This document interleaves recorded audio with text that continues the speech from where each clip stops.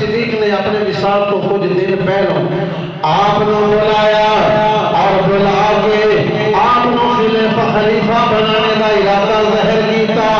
لوگوں نے آخیا کہ عمر بڑا سخت ہے، اسلام تو پہلوں بھی بڑا سخت تھی، اور بھی یہ فیصلے بڑے ڈاڈے نے. اے ابو بکر اگر اس نو خلیفہ بناوے گا کل رب نو کیسا تو چہرہ دکھاوے گا؟ ابو بکر صدیق نے فرمایا انہاں گلاں کر کے مینوں نہ ڈراؤ، میں کل رب دی بارگاہ عرض کراں گا مولا میں تیرے نبی دی سارے صحابہ تے نظر دوڑائی، کیڑا سب تو بہتر کیڑا سب تو افضل اس نو میں خلیفہ بنا کے جا رہا ہوں.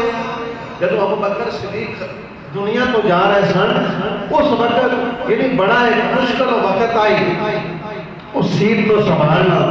جس ٹائم جا رہے ہیں بیت المال میں ایک دینار صرف آئی، باقی سارا مال ابو بکر صدیق نے غریباں میں تقسیم کر دیتا ہے.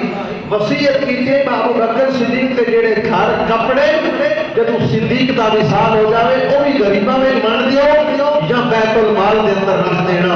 یہ وصیت ابو بکر صدیق نے کی تھی. اس وقت سارا بیت المال خالی ہونا، یہ سارے معاملات سنبھالنا مشکل ترین تھی.